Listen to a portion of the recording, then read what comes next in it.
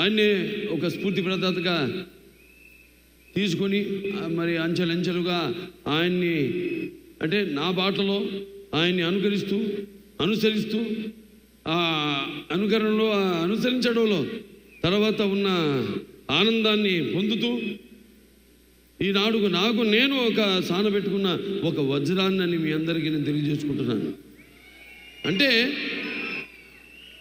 నేను ఎప్పుడూ అంటూ ఉంటాను, చాలామంది ఎన్నో రకాలుగా విమర్శలు కురిపించారు, అది వాటిని పట్టించుకొని నేను చెప్పేవాడు నవ్వేవాడు నవ్వని ఏడ్చేవాళ్ళు ఏమని అన్నట్టు నేను అనుకున్నది ఆ బాటలోనే నాకు ఆధ్యాత్మిక చింతన ఎక్కువగా ఆయన నడిపిస్తాడు, ఆ భగవంతుడే ఆ పుణ్య దంపతులే నడిపిస్తారు అని ఒక నమ్మకం, విశ్వాసం, దృఢమైన విశ్వాసం వేరు, దృఢమైన విశ్వాసం వేరు. ఆ దృఢమైన విశ్వాసంతోనే ఇలా 50 ఏళ్ళైంది ఇండస్ట్రీకి వచ్చి ఎన్నో రకరకాల పాత్రలు చేశాను. మొదటి బొట్టు దిద్దింది ఆయనే, తిలకం పెట్టింది ఆయనే. ఆ సుముహూర్తాన్ని ఏ ముహూర్తాన్ని అయితే ఆయన నా నుదుటిన బొట్టు పెట్టారో ఆ ముహూర్తం నుంచి నా యొక్క ఈ చలనచిత్ర ప్రస్థానం మొదలైంది. ఎన్నో పాత్రలు చేశాను, రకరకాల పాత్రలు, అటు జానపదాలు కానివ్వండి, పౌరాణికాలు కానివ్వండి, లేకపోతే మన ఆదిత్య తీసిన ఫస్ట్ ఇండియన్, మన గొప్పలు మనం చెప్పుకోము. ఇప్పుడు వస్తున్న టెక్నిక్ వీళ్ళు ఎక్కడ ప్రస్తావన లేదు ఆ సినిమా గురించి. చేయబోతున్నాను దాని సీక్వెల్ కూడా అతి త్వరలో. ఫస్ట్ ఇండియన్ సోషో ఫ్యాంటసీ చేసింది మన తెలుగు వాళ్ళు అని యావత్ భారతదేశం గర్వపడాల్సింది. అటువంటిది చాలామంది తెలియదు ఆ సినిమా గురించి, వేరే భాష వాళ్ళకి. అలా ఎన్నో అటు ఫ్యాంటసీలు కానివ్వండి, పౌరాణికాలు కానివ్వండి, ఇన్ని పాత్రలు చేసే అవకాశం నాకు దక్కినందుకు అది నా పూర్వజన్మ సుకృతంగా భావిస్తున్నాను. అలాగే ఒక్కొక్క సినిమా అంటే వయసు పెరుగుతున్న కొద్దీ ఎలా అంటే ఒక సినిమా ఇంకా నాకు బాగా మెచ్యూరిటీ అంటే సినిమాల గురించి, పాత్రల గురించి ఇంకా ఎక్కువ నా సొంతంగా నేను ఒక నిర్ణయం తీసుకునే ఒక స్థాయికి నేను ఎదగగలిగాను అన్న అది ఒక దృఢ సంకల్పం, ఒక విశ్వాసం, నమ్మకం నా మీద నాకు కలిగింది. ఇప్పుడు ఇవాళ ఒక అఖండ సినిమా అయితేనేమి, లేకపోతే ఒక వీరసింహారెడ్డి అయితేనేమి, ఒక నేలకొండ భగవంత్ కేసరి అయితేనేమి, ఇవన్నీ కూడా 3 సినిమాలు. అప్పుడు 86 గుర్తొస్తుంది. 7 సినిమాలు రిలీజ్ అయితే 7లో 6 సినిమాలు సిల్వర్ జూబ్లీలు ఆడినాయి, ఒక సినిమా 100 రోజులు ఆడింది. మళ్ళీ చరిత్ర సృష్టించాలన్నా మేమే, దాన్ని తిరగ రాయాలన్నా మేమే. మళ్ళీ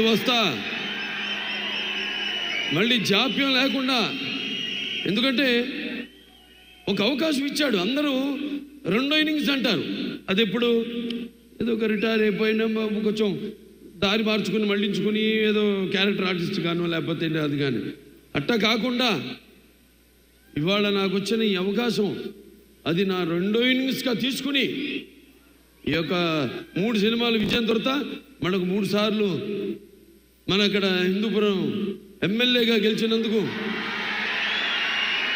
నా హిందూపురం ప్రజలందరికీ కూడా నా ధన్యవాదాలు తెలియజేసుకుంటూ ఇక 2వ ఇన్నింగ్స్ ఇక్కడి నుంచి మొదలైందని మీ అందరికీ తెలియజేసుకుంటున్నాను. నా క్యాన్సర్ హాస్పిటల్ ఉంది.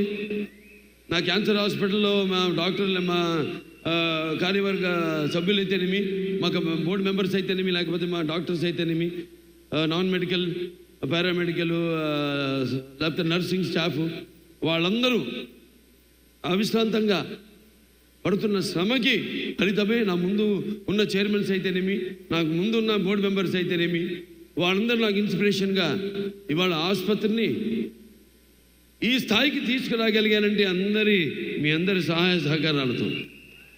నేను ఇప్పుడు ఇక్కడికి చాలాసార్లు రావడం జరిగింది అమెరికాకి ఫండ్ రైజర్స్కి. మాకు ఇక్కడ అయాకో ఉంది, ఇండియన్ అమెరికన్ క్యాన్సర్ ఆర్గనైజేషన్.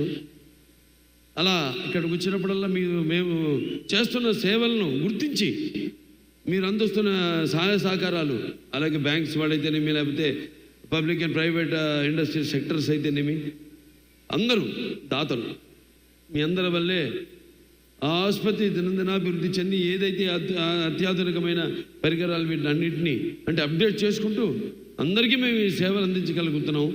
అది మీ అందరి యొక్క సహకారాలు ఉండబట్టే తప్ప లేకపోతే నా వల్ల సాధ్యం కాదు. అది ఒకటి నాన్నగారు పేరు, రెండోదేమో అమ్మగారి పేరు. అంటే ఒక పుణ్య దంపతుల బిడ్డగా పుట్టిన ఈ ధన్యమైన జీవితం ఇలాగే మీ అందరి సహాయ సహకారాలతో ఇక ముందుకు ఇలాగే మన యొక్క ఈ యొక్క సత్సంబంధం కొనసాగాలని దేవుణ్ణి కోరుకుంటూ మరి ఈనాడు డాకు మహారాజ్ అంటే ఒక పాత్ర నుంచి పుట్టింది కథ. ఇప్పుడు చెప్తుంటా చాలా సందర్భాల్లో ఒక పంచపక్ష పరిమాణం వడ్డించిన విస్తరిగా వచ్చారు, ఫుల్లీ లేడ్ ప్లాటర్, లేకపోతే ఒక పాత్రలోంచి, లేకపోతే ఒక సన్నివేశంలో నుంచి ఏదో మన జీవితంలో జరిగిన దాంట్లో నుంచి, లేకపోతే ఇంకో సినిమాలు చూసి వేరే భాష సినిమాలు చూసి ఇన్స్పైర్ అయ్యి అందులోంచి ఒక కథ పుట్టుకొస్తుందని. డాకు మహారాజ్ పుట్టింది ఆదిత్య 369 సినిమాలో. నేను శ్రీకృష్ణదేవరాయలు కృష్ణ కుమారుని కాపాడుతాడు బాణంతో ఉరి తీస్తున్నప్పుడు ఆ పాత్రలోంచి పుట్టిన కథ డాకు మహారాజ్ పాత్ర. ఆ వేషధారణ, వాచకం, ఆంగికం అన్నీ కూడా పుట్టింది ఒక పాత్రలోంచి. ఆ పాత్ర చుట్టూ ముందు కథ పాత్ర అనుకున్నాం ఇలా ఉంటే బాగుంటుందని. ఆ తర్వాత దాని చుట్టూ కథ అల్లడం జరిగింది. కథ కూడా ఇలాంటి కథ కాదు మరి, ఎందుకంటే బాలకృష్ణ సినిమాని కానీ నాకెంతో బాధ్యత ఉంది సమాజం వైపు. సినిమా అంటే నిన్నట్టే ఎన్నో సందర్భాల్లో కళ్ళు మూసుకున్నప్పుడు కలిది కలగంటున్నప్పుడు కలిది, అలాగే నిద్రపోతున్న సమాజాన్ని మేల్కొల్పేది కణాని. అలాంటి నా ఒక ఎన్టీ రామారావు అబ్బాయిగా, అలాగే ఒక ప్రజాప్రతినిధిగా నా భుజస్కంధాలపై ఎంతో బాధ్యత ఉంది. మంచి సినిమాలు ఇవ్వాలి, ఒక మంచి సందేశంతో సినిమా ఇవ్వాలి. ఈ సినిమాలో కూడా సందేశం ఉంది, చాలా మంచి సందేశం. రేపు చూస్తారు మీరే, 12 విడుదల కాబోతుంది.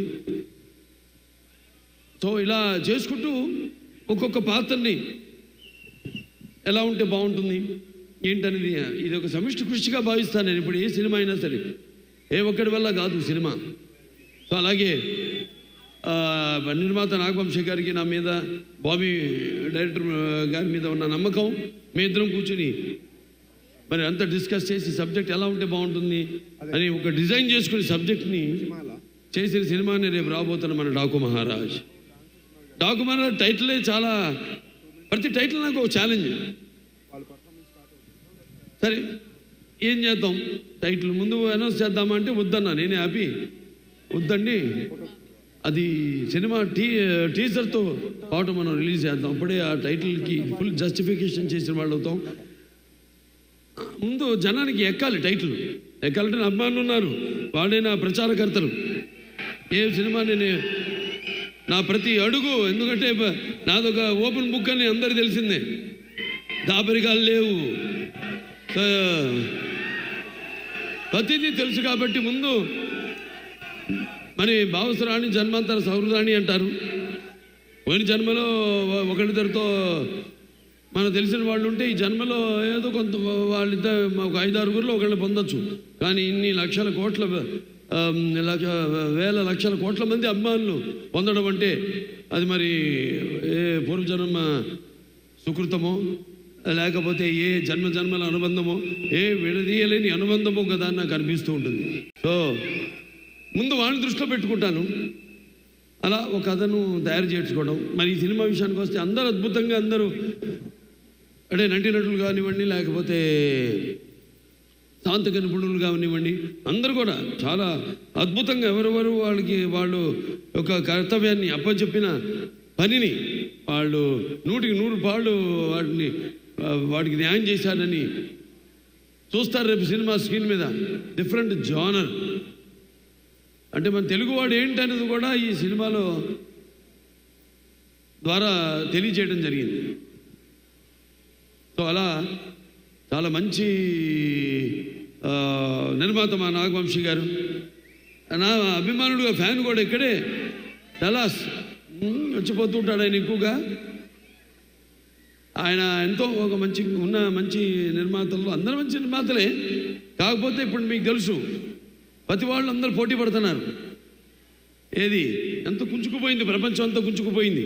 ఇన్స్టాగ్రామ్ అని, లేకపోతే వాట్సాప్లు అని, ఇలా ఎక్కడెక్కడ మొత్తం కుంచుకుపోయిన ఓటీటీ ప్లాట్ఫామ్ కానీ, ఇదంతా కూడా కాంపిటీషన్ పెరుగుతున్నప్పుడు వాటిలన్నిటికీ సవాలుగా నిలబడింది ఒక్క బాలకృష్ణే.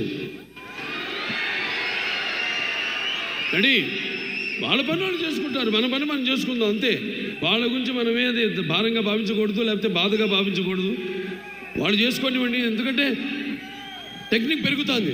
టెక్నిక్ పెరుగుతున్న కొద్దీ మరి వస్తున్న తరం కూడా ఆ టెక్నిక్ని అడాప్ట్ చేసుకుని, ఇప్పుడు ఆర్టిఫిషియల్ ఇంటెలిజెన్స్ ఉంది, ఎంతవరకు వాడుకోవాలి అంతవరకు వాడుకోవాలి. దాన్ని మితిమీరి వాడితే అది మన మొగుడే కూర్చుంటుంది. అదే అయింది. ఏదో రోబో ఒక చెత్తను తీసుకెళ్ళి పడేయాల్సిన సందర్భంలో క్రషర్లో మనిషిని ఎత్తిపడేసింది తైవాన్లో. సో దేనికి వాడాలి, ఎంతవరకు వాడాలి, మనల్ని అది అధిగమించకుండా మన చెప్పు చేతల్లో ఎప్పుడు టెక్నిక్ అంటాను. Anything is technique. మా ఫిలిం ఇండస్ట్రీ కూడా ఇప్పుడు టెక్నిక్గా ఇవాళ బాగా ఎదిగింది ఇండస్ట్రీ. ఇవాళ పాన్ ఇండియా. ఇవాళ మనం అందరికీ పోటీ ఎక్కడ లేదు అసలు తెలుగు సినిమాలకి. అటువంటి స్థాయికి మనం ఎదిగామంటే అదంతా మన సృష్టికి ప్రతి సృష్టికర్త అయిన మన తెలుగు దర్శకులు, వాళ్ళందరూ కూడా వాళ్ళ మీద నమ్మకం పెట్టుకుని సినిమాలు నిర్మిస్తున్న నిర్మాతలు. నేను చేసిన ఆదిత్య తీసిన నానాడే మొదటి ప్రయత్నం అది.